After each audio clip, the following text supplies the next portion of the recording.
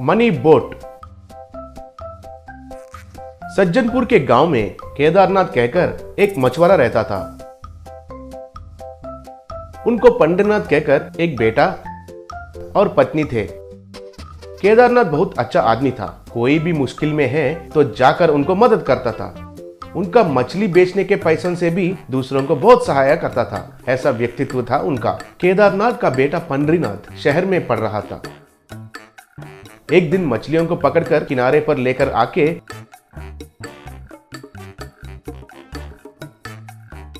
उनको बेच रहा था केदारनाथ। आओ भाई मच्छी झींगे कम दाम में मच्छी झींगे, आओ भाई खरीदो कहकर बेच रहा था। एक ग्राहक आकर 4 किलो झींगे चाहिए, कितने में देते हो? 4 किलो 400 रुपए लगेंगे। ग्राहक उनको 400 देकर 4 किलो का झींगे खरीद कर लेके गया। ऐसे बहुत सारे लोग केदारनाथ के पास मछली और झींगे खरीदने लगे। ऐसे केदारनाथ वहां किनारे पर ही सब मछली और झींगों को बेचकर 10,000 रुपए कमाकर घर वापस गया। घर आकर केदारनाथ के पत्नी रेवती से, रेवती आज हमारा नाव भर मछलियां मिले थे, वो सब बेचने से 10,000 रुपए मिले, तुमको एक पट्टू साड़ी खरीदना चाहता हूँ।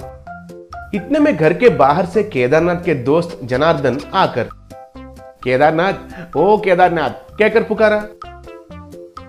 तब केदारनाथ और रेवती बाहर आए। तब केदारनाथ जनार्दन को देखकर, क्या हुआ जनार्दन, इतना चिंता क्यों दिख रहे हो?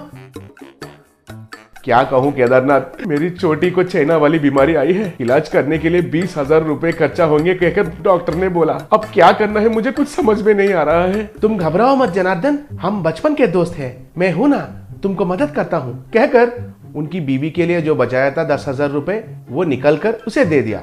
तब केदारनाथ, अब ये 10,000 रुपए लेके जाओ, कल मैं फिर से मछली पकड़ने के लिए जाता हूँ ना, बाकी 10,000 कमा कर लाता हूँ, तुम घबराओ मत, तुमको मैं हूं ना। आजकल अपने खून के भाई ही मदद नहीं करते हैं, लेकिन तुम दोस्ती के वास्ते दिया, तुमको बहुत बहुत धन्यवाद मेरा दोस्त कहकर उधर से चला गया। हमारे बेटे के लिए बचाए हुए पैसों को दूसरे बच्चे की पढ़ाई के लिए दे दिया था, मुझे साड़ी खरीद कर देता हूँ कहकर बच्ची का इलाज के लिए अब दे दिया, ऐसे तो हमारा क्या होगा? देखो रेवती, हम 4 लोगों की सहायता किए तो भगवान हमें जरूर मदद करेगा कहकर मछली पकड़ने के लिए उनके नाव में चला गया। नाव नदी में जा रहा था तो एक बड़ा सा तूफान आया था।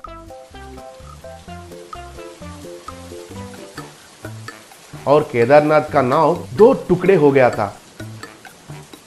केदारनाथ तैरते हुए किनारा पहुंच गया।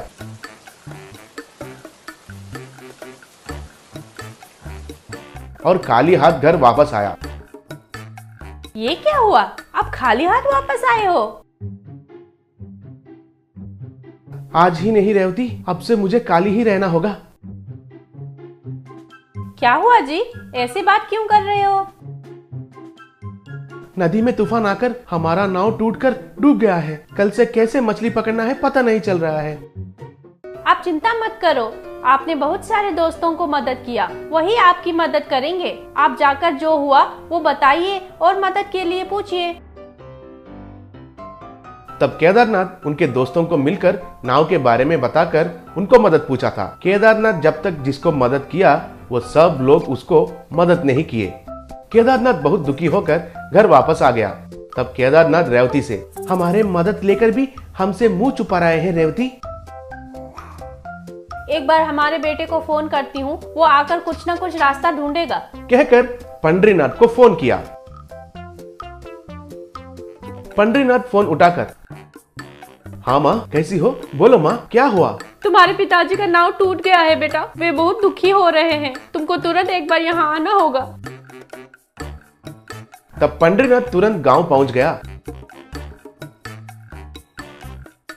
आप चिंता मत करो पिताजी, वो लकड़ी का बोट गया तो गया, मैं आपके लिए एक मनी बोट बनाकर देता हूँ। आपका सहायता लेकर आपसे ही मुंह छुपाने वाले आपके दोस्तों की आंखें खुलवाता हूँ। मनी बोट बोले तो पूरा रुपयों से तैयार करोगे क्या? उनके लिए तो बहुत सारे रुपए लगेंगे ना पंडरी। मैं कमाता हूँ पिताजी, मेरे पिताजी का इज्जत को फिर से खड़ा करता हूँ। मेरे बैंक बैलेंस से व्यापार करता हूँ। हमारे क्षेत्र का मच्छी और झींगों को मैं खरीदकर विदेशों को एक्सपोर्ट करता हूँ, कहकर जा रहा था। संभाल के जाना बेटा और सफलता पाकर वापस आओ, कहकर आशीर्वाद देकर भेजी। तब पंडरी बाहर जाकर बाजार में सब मछली और झींगों को खरीदकर एक बड़ा जहाज में विदेशों को निर्यात किया। पंडरी को बहुत पैसे मिले थे। ऐसे 1 महीने तक निर्यात किया।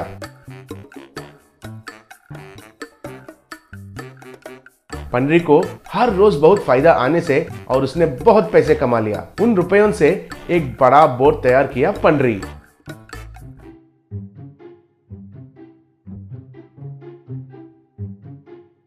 उस नदी में वो बोट बहुत सुंदर दिख रहा था।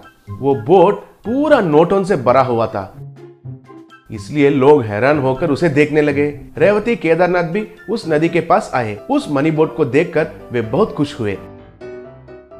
केदारनाथ के दोस्त भी वहां आए थे। उनको देखकर पंडरी केदारनाथ से, पिताजी ये मनी बोट आपके लिए है। आज से आप इस मनी बोट में मछली पकड़ने के लिए जाइए। आपका मदद लेकर आपको नजरअंदाज करने वालों को सबक सिखाइए। तब केदारनाथ और रेवती उस मनी बोट में चढ़कर नदी में जा रहे थे तो केदारनाथ के दोस्त चौंक कर देखने लगे। तब केदारनाथ का दोस्त, एक, तुम्हारे पिताजी हमको बहुत मदद किए थे, लेकिन जब वो मुश्किल में है तो हम मदद नहीं कर पाए। हमको माफ करो पंडरी। तुम जैसे अच्छे बेटे पैदा करने के लिए तुम्हारे माँ पिता बहुत भाग्यशाली है। केदारनाथ और रेवती उस बोट में जा रहे थे तो पंडरी बहुत खुश होकर उनको देखने लगा। Magical water tanker restoration.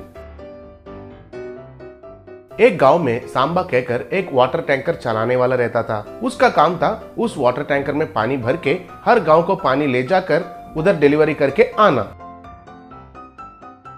एक दिन उनका ऑनर सांबा के साथ, नहीं सांबा, आज दुर्गापुर जाकर उधर वाटर डिलीवरी करके आना है, संभाल के जाना। अगर पीकर ड्राइविंग किया तो तुम्हारी चमड़ी उतार दूंगा। जाके आने के बाद, ड्यूटी हो जाने के बाद तुम पियोगे या नाचोगे या मरोगे, तुम्हारी मर्जी, ठीक है ना?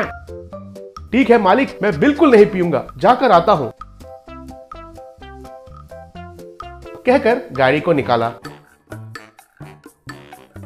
रास्ते में उनको एक वाइन शॉप दिखाई दिया था और उसको देखते ही सांबा के अंदर का शराबी जाग उठा और मन में, मेरा ऑनर तो कुछ ज्यादा ही बोलता है। मैं पीऊंगा या नाचूंगा या मरूंगा, उनको क्या है? मैं थोड़ी उनका पैसों से पी रहा हूँ क्या? अपने खुद के पैसों से पी रहा हूँ, मेरी मर्जी है। चमड़ी उतारेगा कहकर धमकी देता है मुझे। येड़े, क्या उखाड़ता है देखता हूँ। अल्कोहल पीना सेहत के लिए हानिकारक है, पी के ड्राइविंग नहीं करना है कहकर बकवास की बातें बोलते हैं सब लोग। ऐसे है तो पूरा अल्कोहल को ही बैन कर सकते हैं ना, ऐसे नहीं करते हैं। ऊपर से हम पीने वालों को बोलते हैं। सोचकर वाइन शॉप में जाकर 4 शराब के बोतलें खरीदकर अच्छा से पीकर ड्राइविंग करने लगा। कुछ देर के बाद अच्छा नशा चढ़ गया और वो गाड़ी का संतुलन खोकर एक दीवार को टकराकर सड़क के बगल में एक पुराना कुआं में गिर गया था।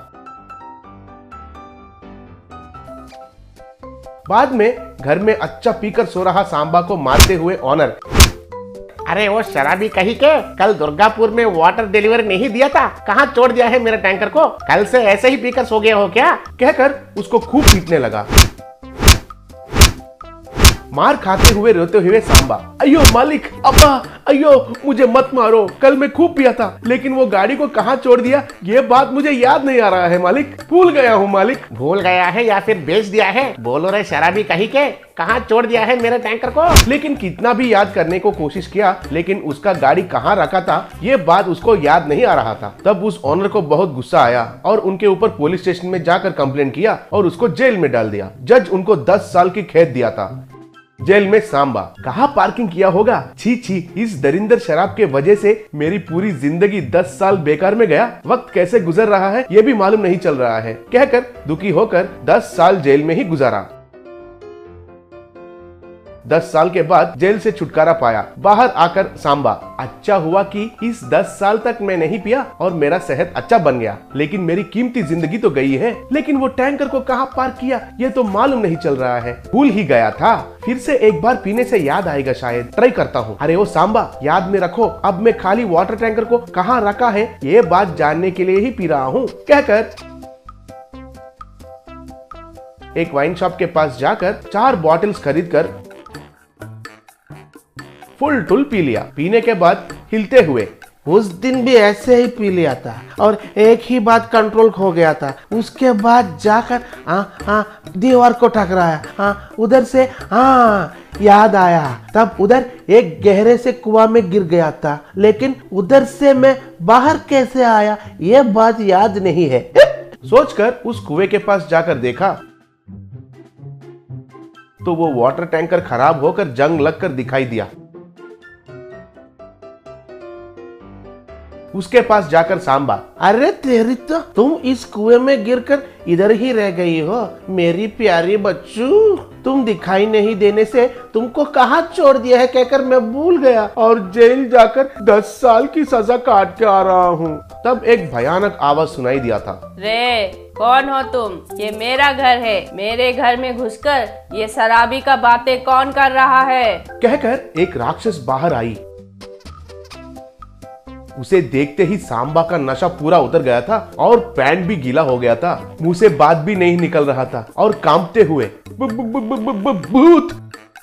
जी हाँ बेवकूफ, मैं भूत हूँ। 10 साल से इस कुएं में ही रह रही हूँ। I am so attach with this water tanker and this is my home.